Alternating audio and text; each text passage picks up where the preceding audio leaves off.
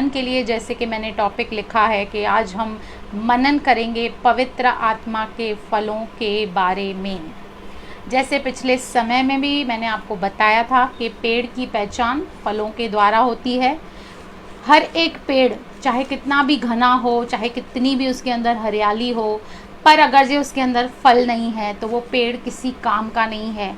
वैसे ही हमारा जो मसीह जीवन है, चाहे हमारी आशीषें बहुत सारी हो, चाहे हमारी सेवकाई बहुत बड़ी हो, चाहे हमारा ओहदा बहुत बड़ा हो, चाहे हम हर रीति से ब्लेसेड हों, लेकिन अगर जो आपके और मेरे लाइफ में पवित्र आत्मा के फल नहीं है, अगर जो आपकी और मेरी लाइफ फ्रूटफुल नहीं है मसीह के लिए, तो हमें मसीह में कुछ भी फ़ायदा नहीं है। क्योंकि प्रभु यीशु मसीह केवल हमें भौतिक आशीषें देने यहाँ पर नहीं आया।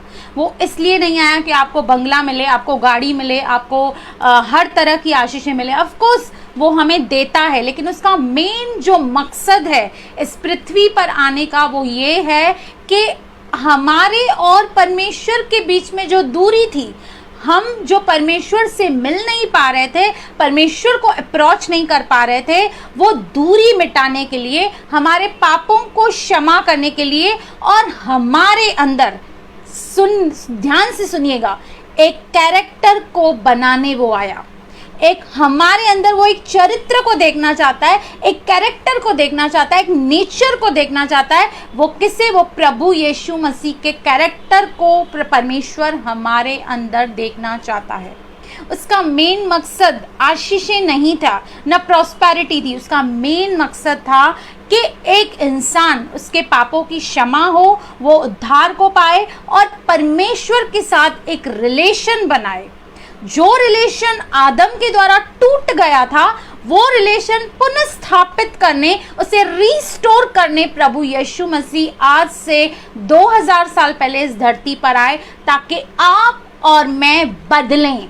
उसका सबसे बड़ा टारगेट यही है कि आपके और मेरे अंदर बदलाव आना चाहिए। इसलिए कई लोगों की जब आप गवाही सुनते हैं तो वो बताते हैं कि हमारा पहले जो जीवन था, पहले जो नेचर था, वो ऐसे था, लेकिन अब मसीह में आने के बाद कैसे हमारी जो लाइफ है वो ट्रांसफॉर्म हो गई है ना। हम सुनते हैं ना। तो ये मेन कार्य कौन करता है? ये पवित्र आत्मा का कार्य है, आपको और मुझे ट्रांसफॉर्म करना, आपको और मुझे मसीह में, प्रभु यीशु मसीह में अंश अंश करके ग्लोरी टू ग्लोरी हमें बदलना और हमें ट्रांसफॉर्म करना। हालेलुया। और पवित्र आत्मा के फल क्यों बताए गए हैं? क्योंकि जब आपके अंदर वो फल आते हैं तो आपके और मेरे अंदर एक कैरेक्टर उत्पन्न होता है, एक ऐसी पर्सनालिटी उत्पन्न होती है जो ना केवल खुद के लिए आशीष का कारण, लेकिन वो दूसरों को भी इन्फ्लुएंस करती है और दूसरों के ऊपर भी वह प्रभाव डालती है। हालेलुया। क्योंकि आपका और मेरा अंदरूनी जीवन कितना भी आत्मिक हो, अगर ये बाहरी तौर से हम अपने जीवन के द्वारा या नेचर के द्वारा पवित्र आत्मा के फलों को प्रदर्शित नहीं कर रहे हैं, तो आपका वो जो अंदरूनी जीवन है वो किसी भी काम का नहीं है। हालेलुया।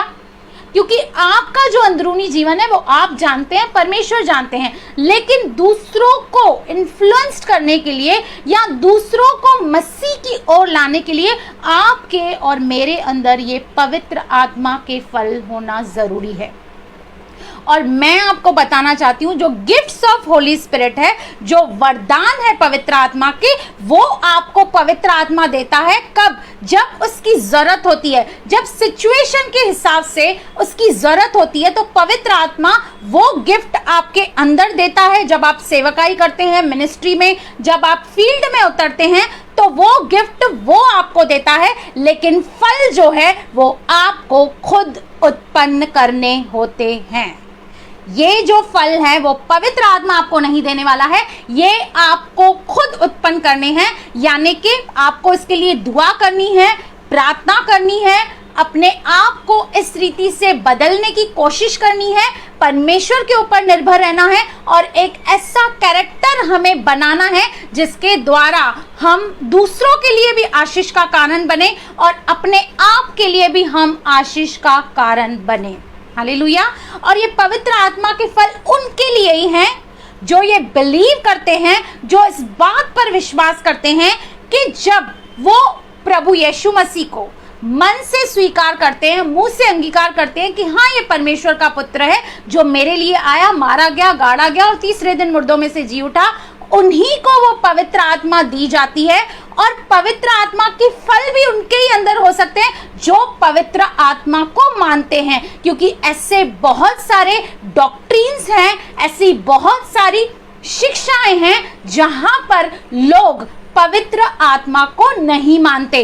तो जो पवित्र आत्मा को मानते ही नहीं है, जो उसकी शक्ति और सामर्थ्य को मानते ही नहीं है, तो उनके अंदर ये फ्रूट्स या गिफ्ट्स कभी ऑपरेट नहीं कर सकते, क्योंकि ये जो सारी चीजें हैं, चाहे गिफ्ट्स हो चाहे फ्रूट्स हो, ये विश्वास के द्वारा ऑपरेट करती हैं। हालेलुया।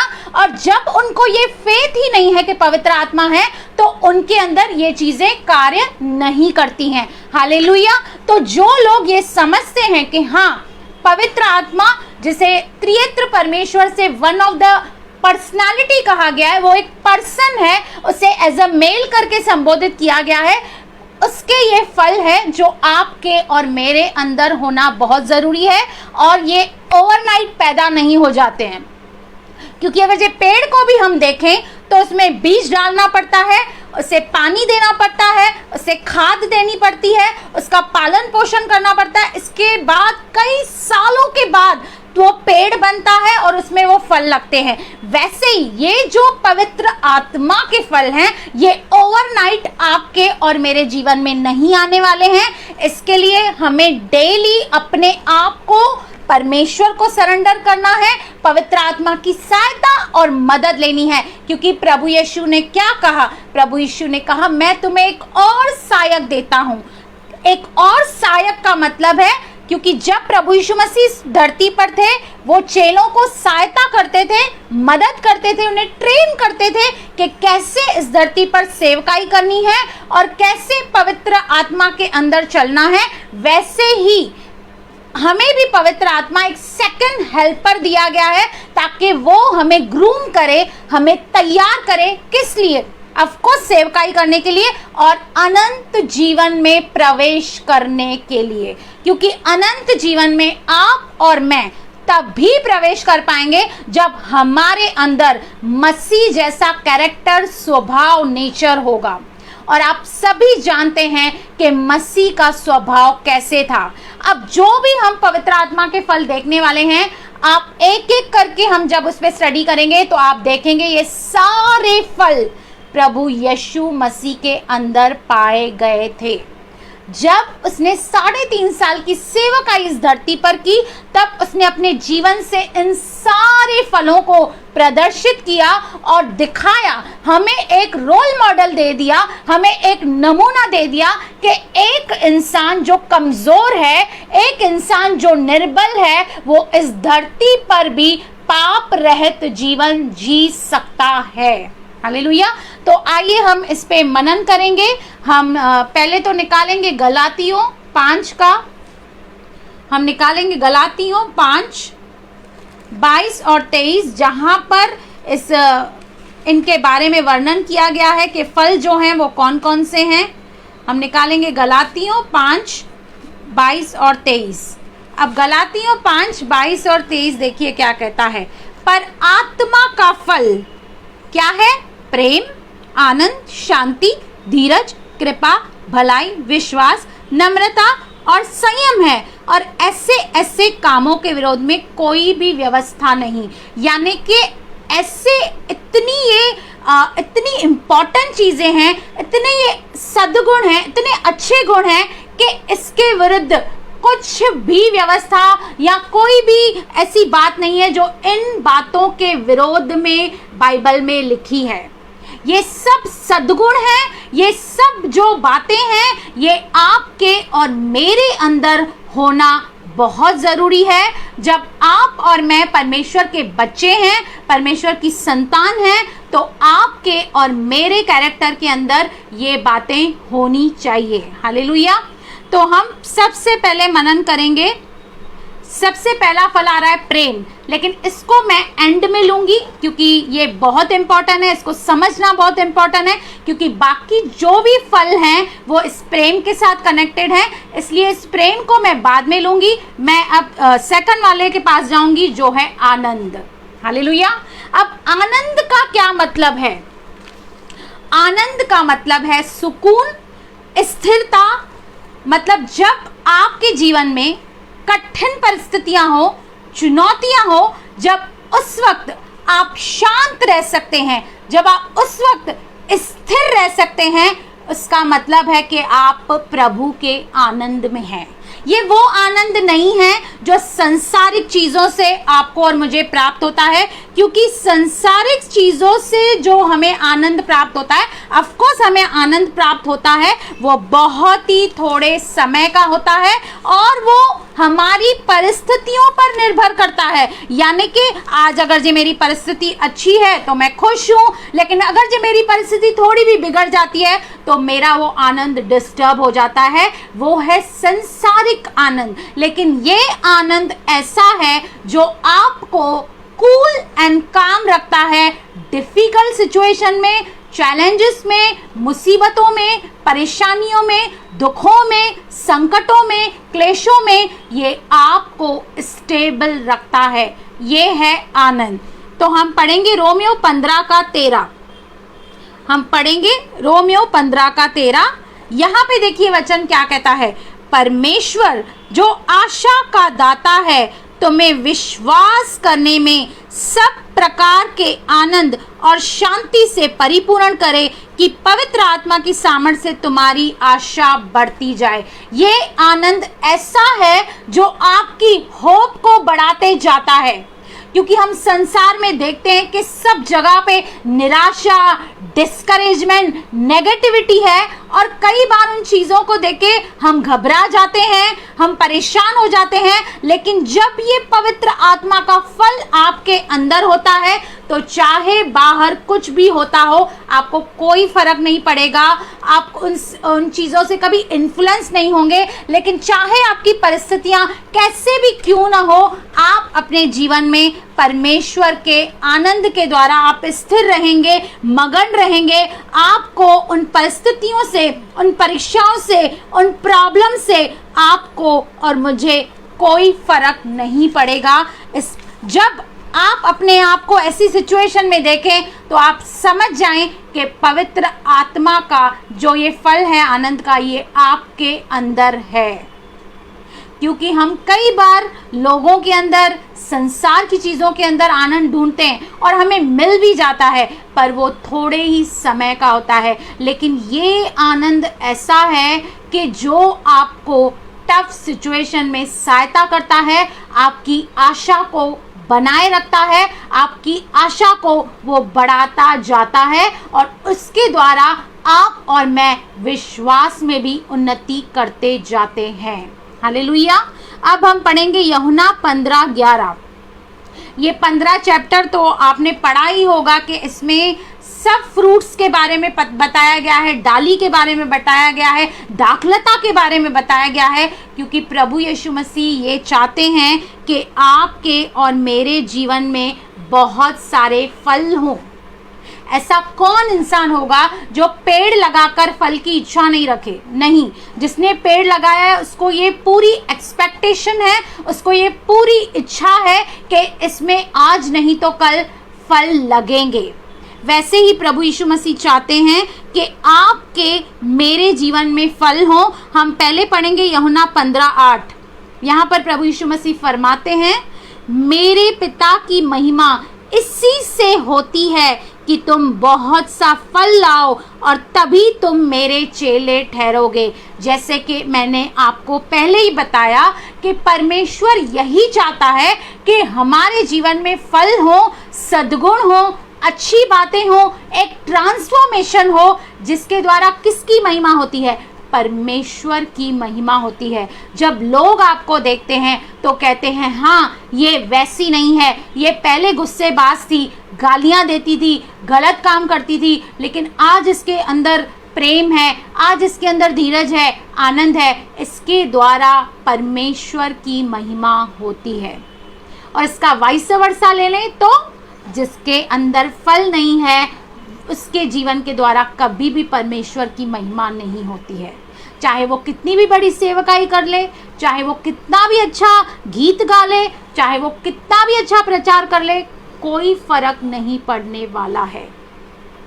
पर हम धोखा खाते हैं, हम गिफ्ट्स के ऊपर अट्रैक्ट हो जाते हैं और जब हम लोगों को देखते हैं अरे इसके अंदर इतनी गिफ्ट्स हैं, हम उनके ऊपर अट्रैक्ट हो जाते हैं। पर जबकि आपको और मुझे किस चीज पर अट्रैक्ट होना चाहिए, किसकी आपको अगर ये मैच्योरिटी को देखना हो, किसको आपको अगर ये देखना हो कि ये मसीह में कितना आगे बढ़ा है, तो आप देखिए कि उसके अंदर पवित्र आत्मा के कितने फल मौजूद हैं।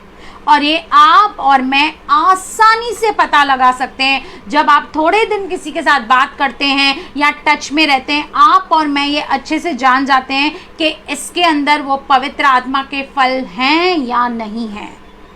तो अट्रैक्शन पे मत जाइए, गिफ्ट्स पे मत जाइए, प्रोफेसी पे मत जाइए, हीलिंग्स पे मत जाइए, लेकिन उसके अंदर आप फ्रूट्स को देखिए, क्योंकि प्रभु यीशु मसीह ने कहा कि तुम उनके फलों से उनको पहचान लोगे कि ये मेरी तरफ से हैं या ये शैतान की ओर से हैं। हालेलुया। आगे हम देखेंगे, इसका 11 वचन पढ़ेंगे। मैंने ये बातें तुमसे इसलिए कही हैं कि मेरा आनंद तुम में बना रहे, क्योंकि प्रभु यीशु मसीह ये जानते हैं कि जो संसार का आनंद है वो कभी कम, कभी ज़्यादा, कभी नीचे, कभी ऊपर होता रहता है। लेकिन प्रभु कह रहे हैं कि मैंने तुमसे ये सारी बातें इसलिए कही कि तुम्हारे अंदर मेरा आनंद रहे, जो स्थिर रहता है, जो परिस्थितियों के हिसाब से बदलता नहीं है, कम नहीं होता है या कुछ भी उस पर प्रभाव नहीं पड़ता परिस्थितियों का, लेकिन वो आनंद एक सा रहता है। और आगे देखिए क्या कहता है, मेरा आनंद तुम में बना रहे और तुम्हारा आनंद पूरा हो जाए। जब आप इस आनंद को अपने जीवन में आने देते हैं तो न केवल आप एक स्टेबल, एक स्थिरता का जीवन जीते हैं, लेकिन आपके आनंद को भी प्रभु पूरा करता है। हालेलुया। आगे हम दूसरे के फल के पास जाएंगे, हम मनन करेंगे शांति के ऊपर। हालेलुया। इसी यूहन्ना 16:33 में देखिए क्या कहता है, हम निकालेंगे यूहन्ना 14:33, हम देखेंगे, हम दूसरा फल देख रहे हैं जो कि है शांति।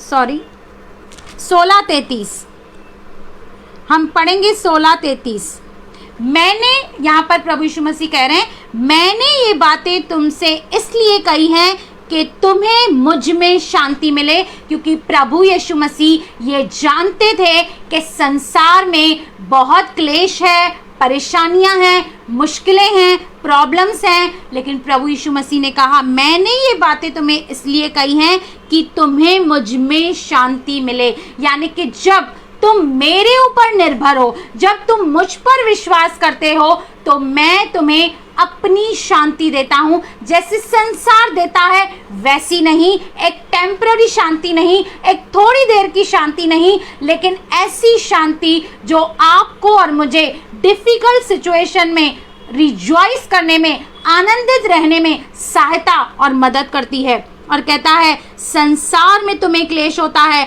परंतु ढाढ़स बांधो, मैंने संसार को जीत लिया है। वो कहता है कि इस संसार में रहते हुए हो सकता है तुम्हें बहुत सारी तकलीफें हो, समस्याएं हो, लेकिन हिम्मत मत हारना, क्योंकि मैंने संसार को जीत लिया है। और सबसे बड़ी बात, प्रभु यीशु मसीह ने मौत को हराया है। हर एक इंसान आज मौत के डर से डर रहा है, कोई भी इस मौत को पाना नहीं चाहता, लेकिन उस डर से भी प्रभु यीशु मसीह ने आपको और मुझे आज़ाद कर दिया है, क्योंकि उसने मौत को हराया है और मौत पर भी उसने जीत पाई है। वो जयवंत से भी बढ़कर है और उसने हमें भी कहा कि तुम जयवंत से भी बढ़कर हो, तुम विजेताओं से भी बढ़कर हो। हालेलुया। दूसरा हम पढ़ेंगे फिलिपियों 4:4-9, प्रभु में सदा आनंदित रहो। अभी इसी चैप्टर में भाई पौलुस बार बार कहते हैं कि प्रभु में आनंदित रहो। मैं फिर कहता हूँ प्रभु में आनंदित रहो, क्योंकि भाई पौलुस, अगर जो हम भाई पौलुस के जीवन में देखें तो उसके जीवन में क्या सब कुछ ठीक था, सब कुछ सेट था? नहीं। उसकी जो सेवकाई थी वो कठिनाइयों से भरी हुई थी। उसका जो काम करने का तरीका था वो सबसे अलग था, और प्रभु यीशु मसीह से भी ज़्यादा उसने कोड़े खाए हैं, उसने मार खाई है। वो बहुत सारी, वो कहता है मैं गरीबी में रहा, मैं दरिद्रता में रहा, मैं बहुत बार उसे बहुत कठिनाइयों का सामना करना पड़ा, लेकिन फिर भी वो बंदा कहता है कि आनंदित रहो, क्योंकि उसके अंदर उन कठिनाइयों में, उन क्लेशों में, उन उपद्रवों में परमेश्वर की शांति उसके साथ थी, परमेश्वर का आनंद उसके साथ था। हालेलुया। वो कहता है प्रभु में सदा आनंदित रहो। मैं फिर कहता हूँ आनंदित रहो। तुम्हारी कोमलता सब मनुष्य पर प्रकट हो, प्रभु निकट है। वो कहता है कि तुम्हारी जो कोमलता है, तुम्हारा जो वो शांत स्वभाव है, वह सभी मनुष्यों पर प्रकट हो। किसी भी बात की चिंता मत करो। पहले तो कहता है कि चाहे कितनी भी प्रॉब्लम्स आपके जीवन में हो, आपके जीवन में असंभव कठिन परिस्थितियां हो, तो भी आपको और मुझे किसी भी बात की चिंता नहीं करनी है, परंतु हर एक बात में तुम्हारे निवेदन, प्रार्थना और विनती के द्वारा धन्यवाद के साथ परमेश्वर के सम्मुख प्रस्तुत किए जाएं। वो कहता है जो तुम्हारी दिक्कत है, जो तुम्हारी प्रॉब्लम है, वो तुम परमेश्वर के सामने धन्यवाद के साथ लेकर आओ।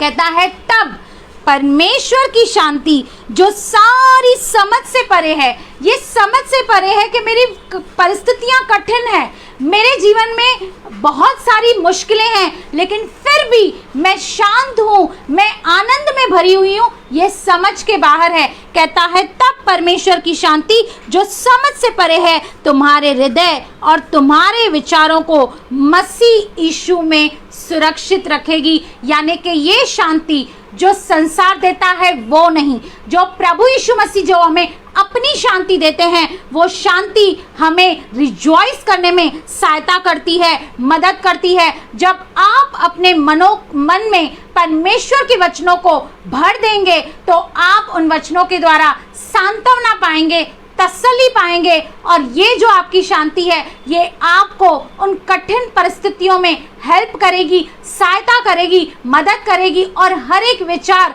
जो कठिन परिस्थितियां या परीक्षाएं होती हैं तो हमारे अंदर बहुत सारे नेगेटिव विचार उत्पन्न होते हैं, लेकिन ये कहता है कि तुम्हारे विचारों को वो मसीह यीशु में सुरक्षित रखेगी। तब परमेश्वर की शांति जो सारी समझ से परे है, ये एक ऐसी शांति है जो आपको संसारिक कोई भी वस्तु से मिल नहीं सकती। ये एक ऐसी शांति है जब आप प्रभु का कार्य करेंगे, जब आप उसकी सेवकाई करेंगे।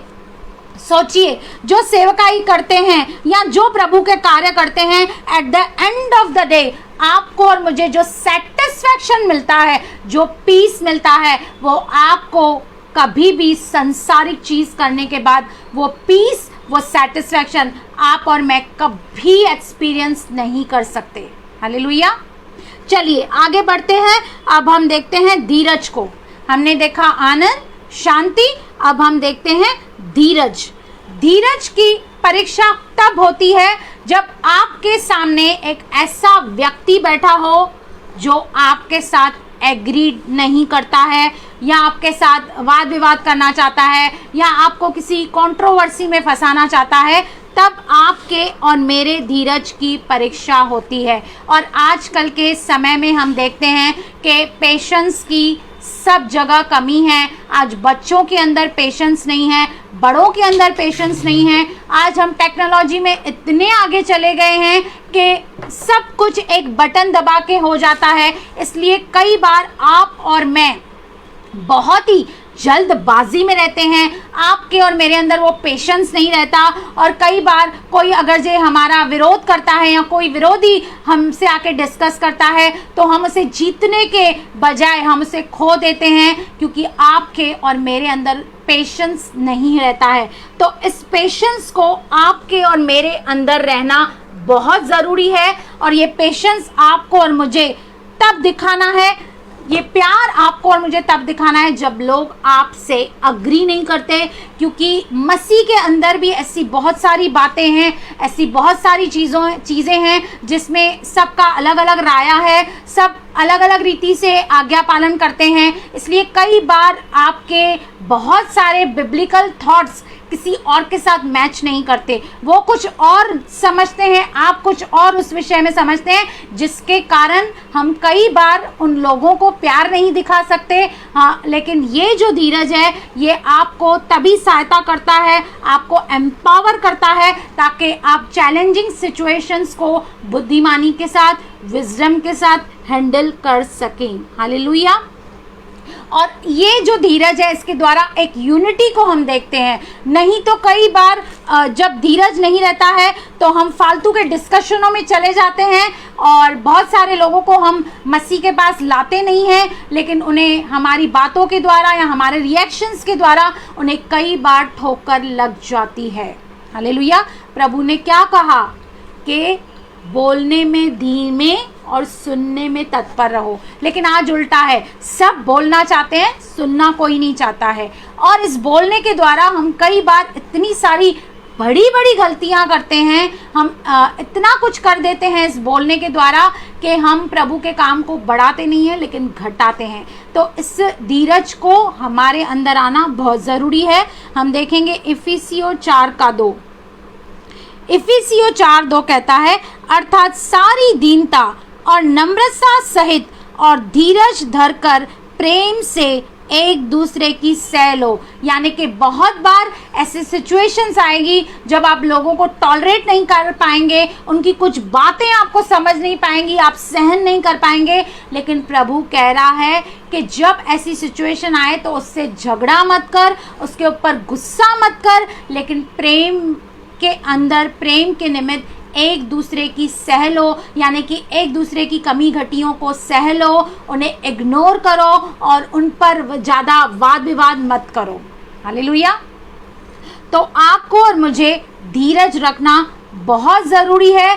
उस समय जब हम किसी अनबिलीवर को गॉस्पेल बताते हैं और वो हमारे साथ झगड़ा करते हैं, वाद विवाद करते हैं, उस वक्त आपको दीनता दिखानी है, आपको नम्रता दिखानी है और धीरज धरकर एक दूसरे की सह लेनी है, यानी कि एक दूसरे के वीकनेस को समझना है, क्योंकि आप और मैं जो भी हैं हम परफेक्ट नहीं हैं। Of course we are walking towards perfection, हम सिद्धता की ओर जा रहे हैं, लेकिन फिर भी कुछ बातें शायद ऐसी होंगी आपको मेरे अंदर पसंद नहीं होंगी, लेकिन कुछ बातें ऐसी होंगी जो मुझे आपकी पसंद नहीं होंगी, लेकिन फिर भी इन डिफरेंसेस की वजह से आपके और मेरे प्यार में कमी नहीं आनी चाहिए। हो सकता है आप कुछ चीज़ों के बारे में कुछ और सोचते हो वचन के द्वारा, मैं कुछ चीज़ों के द्वारा कुछ और सोचती हूँ, लेकिन इसके द्वारा आपकी और मेरी यूनिटी में, आपकी और मेरे एक मन होने में ये बाधा नहीं होनी चाहिए। इसलिए आपको और मुझे धीरज धरना बहुत ज़रूरी है। हालेलुया। आगे हम देखेंगे कृपा और भलाई। अब कृपा और भलाई सिर्फ बातों से नहीं होती है, इसमें आपका और मेरा एक्शन काम लाता है, क्योंकि हमारा परमेश्वर कैसा है? कृपालु है। कृपालु है इसलिए तो उसने हम पर तरस खाया, और हम जैसे भी थे, जितने भी गुनाहों में थे, हम जितने भी बुरे थे, प्रभु ने आपको और मुझे वैसे ही एक्सेप्ट किया, अपनी कृपा को हम पर उंडेला। क्या हम ऐसी कृपा आज दूसरों के ऊपर दिखाते हैं? हम फटाफट किसी को भी जज करते हैं, हम जजमेंटल हो जाते हैं, लेकिन जैसे परमेश्वर ने कृपा दिखाई हमारे ऊपर, वैसे ही हमें भी दूसरों के ऊपर कृपा करना है, हमें दूसरों के ऊपर तरस खाना है, क्योंकि प्रभु यीशु मसीह जिससे भी दुख में देखते थे, जिससे भी तकलीफ में देखते थे, वो तरस से भर जाते थे और उस पर अपनी कृपा को दिखाते थे, अपनी भलाई को उत्पन्न करते थे। हालेलुया। तो हम पढ़ेंगे कुलिसियों 3:12। इसलिए परमेश्वर के चुने हुओं के समान जो पवित्र और प्रिय हैं। हम किसके चुने हुए हैं? हमें किसी इंसान ने नहीं चुना, न नाम लेकर बुलाया है, लेकिन स्वयं परमेश्वर ने हमें चुना है, हमें नाम लेकर बुलाया है और हमें पवित्र किया है, और हम उसके कौन हैं? बिलोवेड हैं, प्रिय हैं। बड़ी करुणा और भलाई और दीनता और नम्रता और सहनशीलता धारण करो। इसका मतलब है गम खाओ। बहुत जगह आपको लगेगा यार मैं इसको जवाब दे दूं, रिएक्ट कर दूं, इसने मुझे ऐसे कहा कैसे। लेकिन उस वक्त जब आप और मैं चुप रहते हैं और अपने कैरेक्टर को प्रदर्शित करते हैं, हम उनको अपनी नम्रता दिखाते हैं, सहनशीलता दिखाते हैं, हम दिखाते हैं कि नहीं। कई बार आपको आपका फ्लैश, आपका शरीर कहेगा हाँ बोल दे, हाँ सुना दे, इसने एक बोला तू 10 बता दे। लेकिन उस समय जब आप और मैं ये निर्णय करते हैं कि नहीं, मुझे चुप रहना है, मुझे प्रभु यीशु मसीह के कारण गम खानी है, इस चीज़ को सहना है, तो याद रखिए आपके और मेरे अंदर ये फल है। परमेश्वर कृपा से भरा है और उसकी जो भलाई है, वो उसकी भलाइयाँ इतनी हैं हमारे जीवन में कि हम उसकी गिनती कर नहीं सकते। परमेश्वर की जो कृपा है, जो भलाई है, वो हमें मन फिराव का अवसर देती है। क्योंकि परमेश्वर कैसे अपनी कृपा और भलाई दिखाता है, वह किसी का भी नाश होने नहीं देना चाहता, लेकिन हर एक आत्मा को वो चाहता है कि उससे अवसर मिले और वो मन फिराए। परमेश्वर को ये पता था आप और मैं कितने पापी हैं, हमने कितनी गलत चीज़ें अपने जीवन में की, फिर भी परमेश्वर ने हमें नाश नहीं किया, हम पर अपनी कृपा दिखाई, हम पर अपनी भलाई दिखाई और हमें उन पापों से आज़ाद करके आज अपने वो राज्य और महिमा के लिए इस्तेमाल कर रहा है। यदि आप और मैं ऐसे लोगों पर कृपा दिखाएंगे, ऐसे लोगों पर करुणा को दिखाएंगे, उनके साथ जब हम भलाई करेंगे, और ये बोलने की बातें नहीं है, इसमें आपका और मेरा एक्शन होना चाहिए। यदि हम किसी को भी किसी भी प्रकार से हेल्प कर सकते हैं तो हमें एक्शन भी अपनी उस कृपा और भलाई को दिखाना है। क्योंकि परमेश्वर ने सिर्फ बोल वचन नहीं किया, लेकिन उसने करके दिखाया, अपने एक लौते पुत्र को दे दिया इस संसार के लिए, हमारे लिए कुर्बान किया। उसने सिर्फ बोला नहीं, लेकिन दे दिया, कुर्बान किया। और आज देखिए कितने सारे लाखों करोड़ों लोग हैं जो परमेश्वर की कृपा को, भलाई का, परमेश्वर की भलाई का स्वाद चख चुके हैं और परमेश्वर के पास आ चुके हैं। यदि परमेश्वर आपके और मेरे ऊपर भी कृपा नहीं करता, भलाई नहीं करता, हमसे हमारे पापों के अनुसार व्यवहार करता, तो आप और मैं कभी भी उद्धार पा नहीं सकते थे। हालेलुया। हम एक और वचन पढ़ेंगे, तीतुस 3, 4 और 5। पर जब हमारे उद्धार पर करता परमेश्वर की कृपा और मनुष्य पर उसका प्रेम प्रकट हुआ, तो उसने हमारा उद्धार किया, और ये हमारे धर्म के कारण नहीं जो हमने आप किए, पर अपनी दया के अनुसार नए जन्म के स्नान और पवित्र आत्मा के हमें नया बनाने के द्वारा हुआ। हमारे जो काम थे वो सही नहीं थे, और प्रभु ने हमारा चुनाव हमारे कामों के कारण नहीं, हमारे कर्मों के कारण नहीं, लेकिन अपनी दया के अनुसार हम पर दया की, हम पर कृपा की, अपनी भलाई को हम पर उंडेला और हमारा उद्धार किया। और न केवल हमारा उद्धार किया, लेकिन हमें पवित्र आत्मा दिया, जो सबसे बड़ी बात है। क्योंकि प्रभु यीशु मसीह कहते हैं कि संसार के पास ये आत्मा नहीं, क्योंकि संसार इस आत्मा के बारे में नहीं जानता, लेकिन मैंने तुम्हें ये पवित्र आत्मा दिया है। क्यों दिया है? लिखा है पवित्र आत्मा के हमें नया बनाने के द्वारा हुआ। और पवित्र आत्मा ही है जो आपको और मुझे नया बनाती है, हमें रोज प्रभु यीशु मसीह के कैरेक्टर में अंश अंश करके बदलते जाती है। और आज हम उसी के फलों पर उसी के फलों पर आज हम वचन सुन रहे हैं। ये क्या है? ये नया बनना है। आज हम नए बन रहे हैं, आज हमारा कैरेक्टर नया बन रहा है। इस पवित्र आत्मा के फलों के द्वारा हमारे अंदर मसीह का कैरेक्टर बन रहा है। तो ये कैसे हुआ?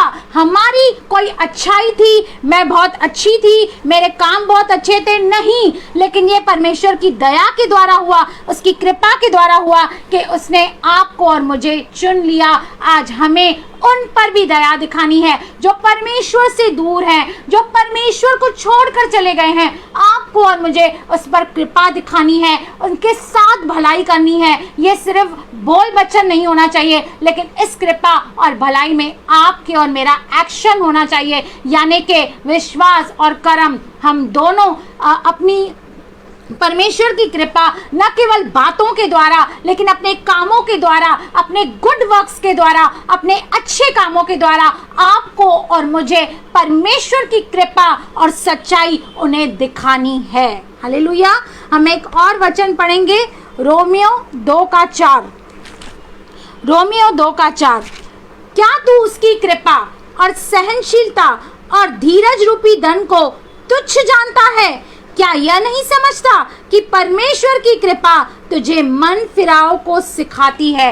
ये परमेश्वर की कृपा है जो हमारे अंदर एक रिपेंटेंस पैदा करती है, एक पश्चाताप पैदा करती है, जो हमें इंस्पायर करती है, हमें बताती है कि हम कहाँ गलत हैं। और कई बार हम इस कृपा को, इस परमेश्वर की सच्चाई को हम हल्के में लेते हैं और टेक इट फॉर ग्रांटेड कहते हैं, लेकिन कहता है कि तू परमेश्वर की जो कृपा और सहनशीलता को तुच्छ नहीं जान, लेकिन अपने अंदर वैसा ही कैरेक्टर तू डेवलप करता जा, ताकि तू दूसरों के लिए आशीष का कारण बने। हालेलुया। इसके बाद हम देखेंगे विश्वास योग्यता। हिंदी में लिखा है विश्वास, लेकिन एक्चुअली उसका मतलब है ट्रूथफुलनेस, जिसका मतलब है विश्वास योग्यता। और परमेश्वर के दास के अंदर ये क्वालिटी होनी चाहिए कि वो विश्वास योग्य होना चाहिए, ट्रस्टवर्दी होना चाहिए। क्योंकि बहुत सारे ऐसे लोग हैं जो आपको अपनी बहुत पर्सनल बातें बताएंगे, लेकिन कई लोग प्रेयर नहीं करते, प्रचार करते हैं। लेकिन आपको और मुझे प्रेयर करना है और उन चीज़ों को गुप्त रखना है। इसलिए आपको और मुझे परमेश्वर के लिए विश्वास योग्य होना बहुत ज़रूरी है। क्योंकि दूसरा थिस्सलुनीकियों 1:4 क्या कहता है, सुनिए। यहाँ तक कि हम आप परमेश्वर की कलीसिया में तुम्हारे विषय में घमंड करते हैं कि जितने उपद्रव और क्लेश तुम सहते हो, उस सब में तुम्हारा धीरज और विश्वास प्रकट होता है। ये विश्वास योग्यता, जब आपके सर्कमस्टेंसेस डिफिकल्ट हैं, जब आपकी लाइफ में चुनौतियां हैं, जब आपकी लाइफ में समस्या हैं, उस वक्त जब आप धीरज को दिखा सकते हो, आप अपने विश्वास योग्यता को दिखा सकते हो, तो आप और मैं विश्वास योग्य हैं। क्योंकि प्रभु यीशु मसीह ने मत्ती 25:21 में क्या कहा? उसने कहा, धन्य है तू विश्वास योग्य दास, तू थोड़े में विश्वास योग्य निकला। याद रखिए, परमेश्वर छोटी छोटी चीजों में आपको और मुझे जज करता है। क्या हम छोटी सी चीजों में परमेश्वर के साथ और परमेश्वर के लोगों के साथ वफादार हैं कि नहीं? हालेलुया। अगर हम छोटी चीजों में विश्वास योग्य हैं, वफादार हैं, तब परमेश्वर हमें बड़ी बड़ी चीजों को देगा। हम पढ़ेंगे मत्ती 25:21 वचन। उसके स्वामी ने उससे कहा, धन्य है अच्छे और विश्वास योग्य दास, तू थोड़े में विश्वास योग्य रहा, मैं तुझे बहुत वस्तुओं का अधिकारी बनाऊंगा और अपने स्वामी के आनंद में तुझे सहभागी करूंगा। क्योंकि तूने मेरे एब्सेंस में, जब मैं यहाँ पर नहीं था, स्वामी कहता है, तूने बढ़िया काम किया। तूने जो काम किया वो छोटी छोटी चीजों में तूने वफादारी दिखाई, इसलिए आने वाले समय में मैं तुझे बड़ी चीजों पर अधिकारी बनाऊंगा और अपने आनंद में, अपने साथ मैं तुझे बिठाऊंगा और अपने आनंद में तुझे सहभागी करूंगा। आज बहुत सारे लोग बड़ी बड़ी सेवकाई चाहते हैं, बड़ी मिनिस्ट्री चाहते हैं, लेकिन याद रखिए, बड़ी मिनिस्ट्री आपको तब मिलेगी जब आप छोटे में वफादार हैं। मैंने 3-4 महीने पहले ही ऑनलाइन शुरू किया और उस वक्त शायद 3-4-5 लोग ही मेरा लाइव देखते थे। तब भी मैं उसे करती रही, मेरी क्वालिटी वही रही, मेरी जो भी डिसिप्लिन है मेरा वही रहा, मैं उसे करती रही। आज प्रभु, जहाँ भी मैं लाइव करती हूँ, 1K व्यूज़ कहाँ नहीं गए, 1K व्यूज़ क्रॉस ही होता है। अगर जे पेज वालों ने भी अच्छे से उसमें शेयर किया तो 1K व्यूज़ क्रॉस होते हैं। ये कब होता है? ये तब होता है जब आप छोटी चीज़ों में विश्वास योग्य रहते हैं। मैं अपनी बड़ाई नहीं कर रही हूँ, अपनी बूस्टिंग नहीं कर रही हूँ, मैं सारी महिमा प्रभु को दे रही हूँ। मैं आपको एंकरेज कर रही हूँ कि छोटे से शुरू कीजिए। आज जितने भी प्रभु के दास हैं जो आज बड़े पैमाने पे इस्तेमाल होते हैं, वो कभी भी डायरेक्टली बड़े पैमाने पे इस्तेमाल नहीं हुए। वो छोटी बातों में विश्वास योग्य रहे, फेथफुल रहे। उसके बाद परमेश्वर ने उन्हें बड़ी बड़ी बातें दी, बड़ी सेवकाई दी, बड़ी कॉलिंग दी कि आज वो लाखों के बीच में बड़ा बड़ा प्रचार करते हैं, प्रभु की महिमा करते हैं। हालेलुया। तो ये विश्वास योग्यता आपके और मेरे अंदर होना बहुत ज़रूरी है। इसके बाद हम देखेंगे नम्रता। अब नम्रता क्या है? नम्रता का मतलब है स्ट्रेंथ इन कंट्रोल, यानी कि आपको सामर्थ्य है, आपको शक्ति है कि आप रिएक्ट कर सकते हैं, आप जवाब दे सकते हैं, आप 4 बातें सुना सकते हैं, लेकिन उस स्ट्रेंथ को आप कितना कंट्रोल में इस्तेमाल कर रहे हैं, उससे कैसे अपने नियंत्रण में रख रहे हैं, इससे कहते हैं नम्रता। हालेलुया। हम पढ़ेंगे फिलिपियो 4 का 5 वचन। हम पढ़ेंगे फिलिपियो 4 का 5 वचन। देखिए क्या कहता है, तुम्हारी कोमलता सब मनुष्य पर प्रकट हो। हालेलुया।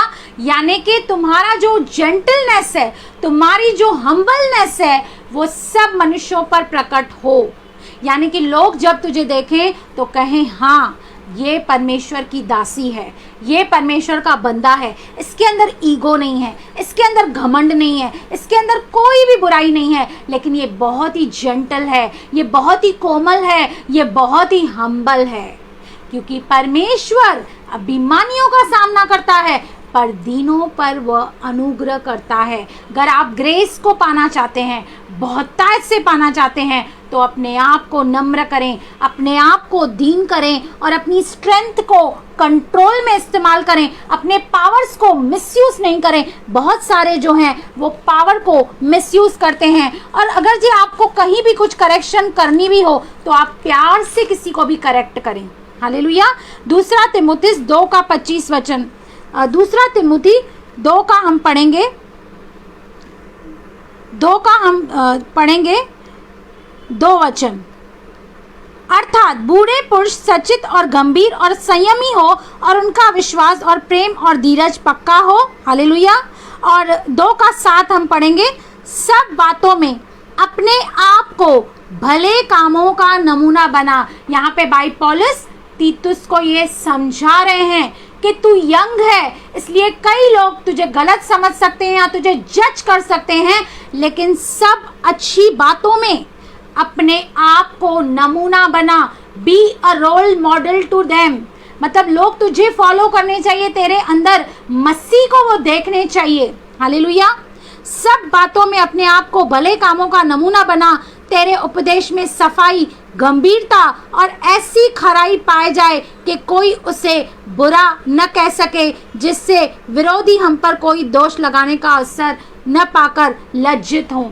वो कहता है कि जो भी तू करे वो तू नम्रता के साथ कर, दीनता के साथ कर और अपने आप को ऐसा एक रोल मॉडल बना कि कोई तुझ पर उंगली नहीं उठा सके, कोई तेरी लाइफस्टाइल पर उंगली नहीं उठा सके, कोई तेरे कैरेक्टर पर उंगली नहीं उठा सके। हालेलुया। अब हम देखेंगे संयम, सेल्फ कंट्रोल, जिसकी कमी आज सबसे ज़्यादा मसीह के देह में देखी जाती है कि लोग अपने आप को विश्वासी कहते हैं, बिलीवर्स कहते हैं, फॉलोअर्स ऑफ क्राइस्ट कहते हैं, लेकिन उनके अंदर किसी भी किस्म का सेल्फ कंट्रोल दिखाई नहीं देता। उनके अंदर वो जो संयम है वो दिखाई नहीं देता है। लेकिन आपके और मेरे अंदर ये सेल्फ कंट्रोल होना, ये संयम होना बहुत ज़रूरी है, क्योंकि आप और मैं अगर जो डिसिप्लिन में नहीं रहेंगे तो डिसाइपल कभी बन नहीं सकते हैं। क्योंकि जो डिसाइपल वर्ड है वो डिसिप्लिन से आया है, जिसका मतलब है अनुशासन। अगर जो आपके और मेरे जीवन में सेल्फ कंट्रोल नहीं है, डिसिप्लिन नहीं है, तो आप और मैं कभी भी परमेश्वर के जो चेले हैं या उसके डिसाइपल आप और मैं कभी बन नहीं सकते। खाने का डिसिप्लिन बहुत ज़रूरी है, पहनने का डिसिप्लिन आज की तारीख में बहुत ज़रूरी है। हर एक चीज़ का डिसिप्लिन और अनुशासन आपके और मेरे जीवन में होना बहुत ज़रूरी है। हम पढ़ेंगे गलातियों 5 का 16 और 17 वचन। पर मैं कहता हूँ आत्मा के अनुसार चलो तो तुम शरीर की लालसाएं किसी रीति से पूरी न करोगे, क्योंकि शरीर आत्मा के विरोध में और आत्मा शरीर के विरोध में लालसा करता है, और ये एक दूसरे के विरोधी हैं, इसलिए कि जो तुम करना चाहते हो वह न करने पाओ। हालेलुया। सेल्फ कंट्रोल का मतलब है power to say yes to spirit and no to your flesh और योर बॉडी।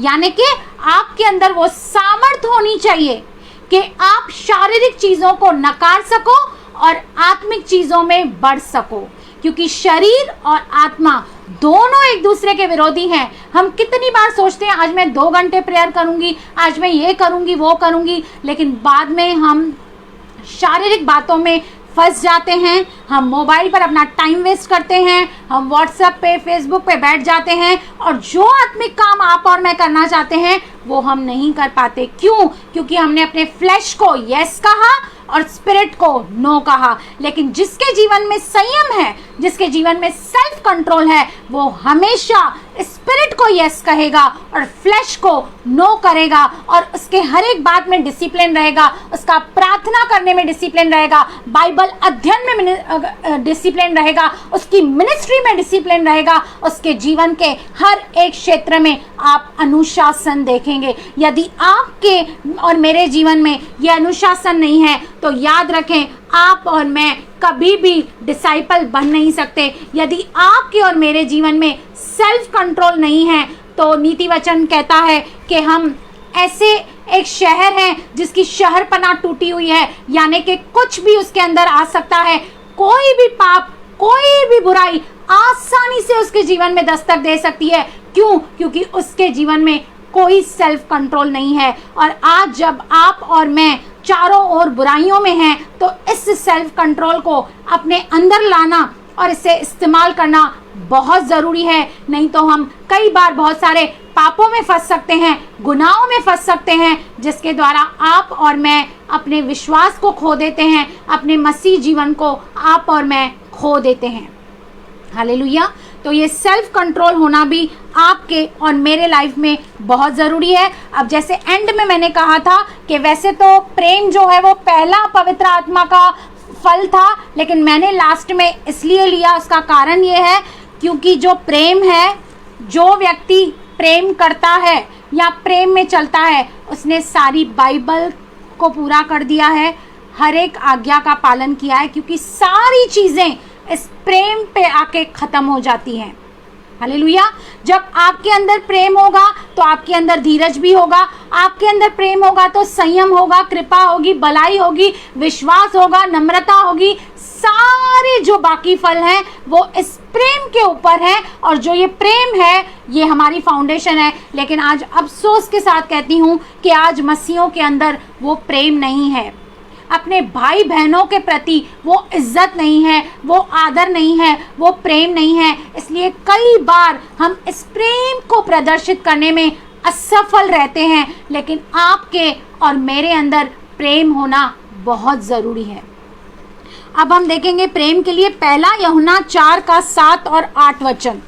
पहला यूहन्ना 4 का 7 और 8 वचन। हे प्रियो, हम आपस में प्रेम रखें, क्योंकि प्रेम परमेश्वर से है।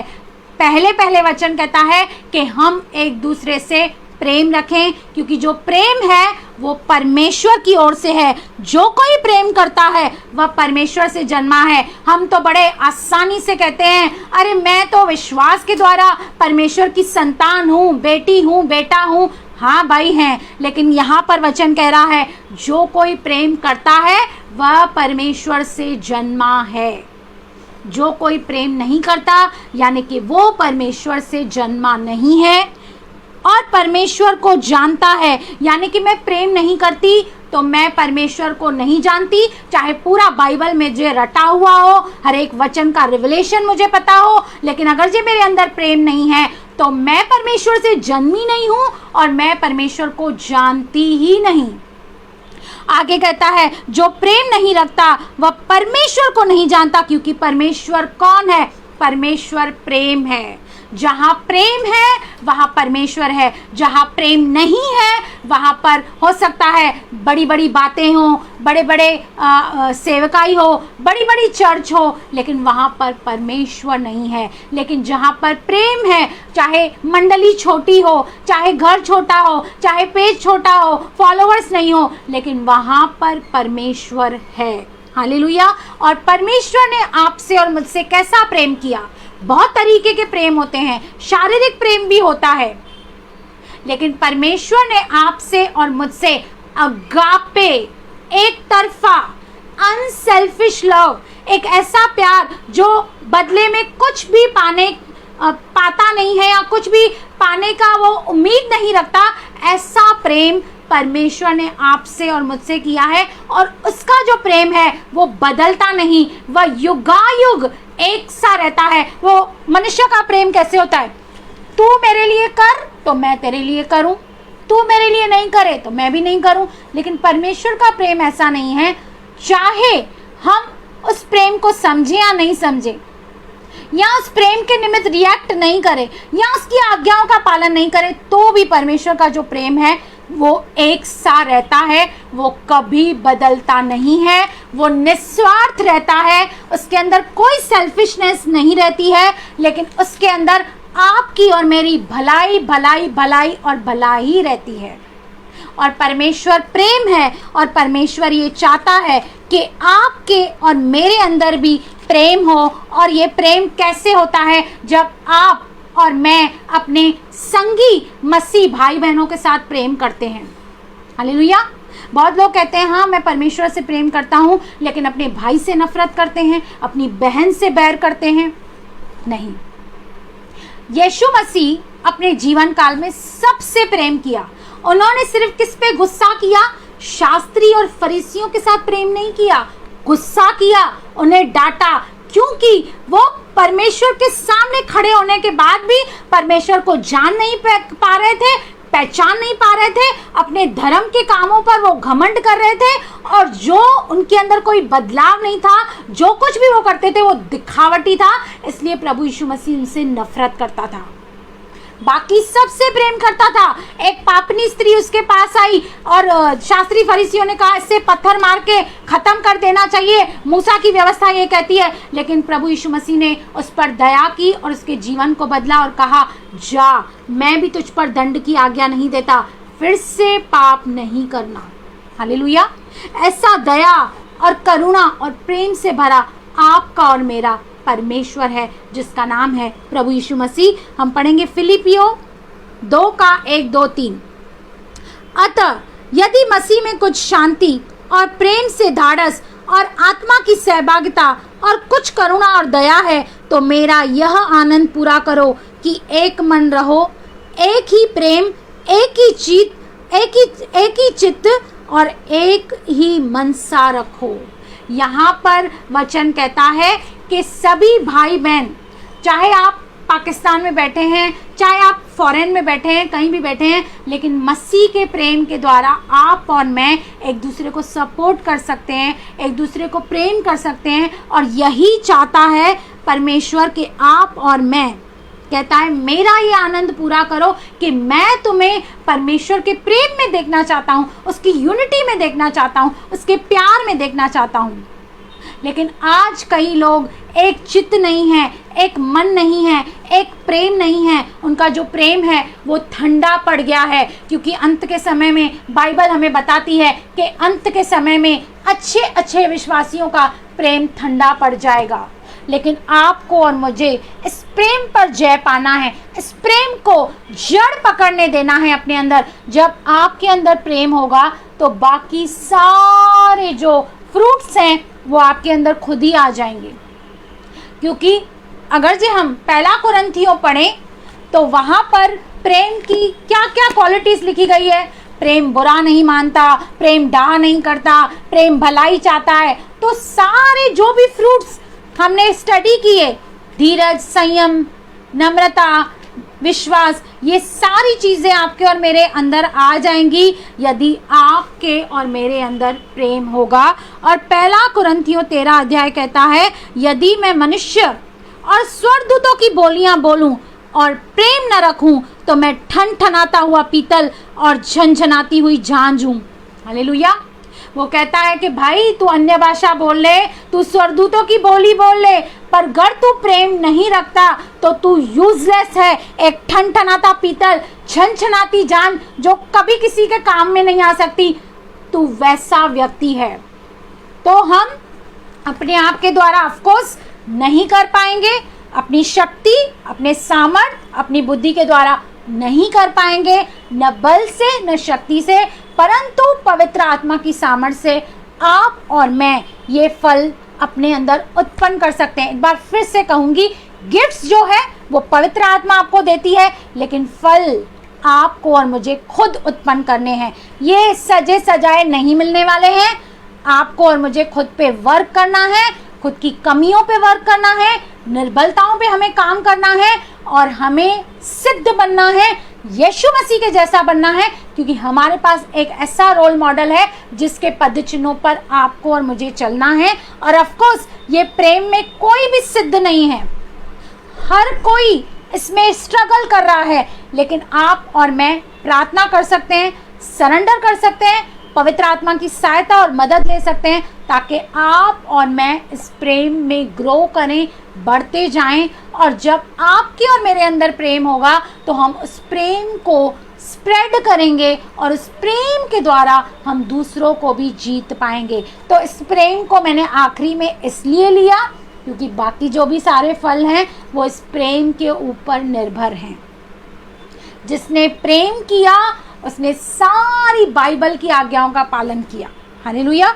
तो इस प्रेम को हमें और बढ़ाना है। परमेश्वर ने क्या कहा? यदि तुम मुझसे प्रेम करते हो तो मेरी आज्ञाओं का पालन करोगे। सिर्फ बोल बच्चन नहीं, तुम मेरी आज्ञाओं पर चलोगे। जब हम प्रभु की आज्ञाओं पर चलेंगे, या मैं ऐसे कहूँ कि चलने की कोशिश करेंगे, तो हम ये दर्शाएंगे कि हम परमेश्वर से प्रेम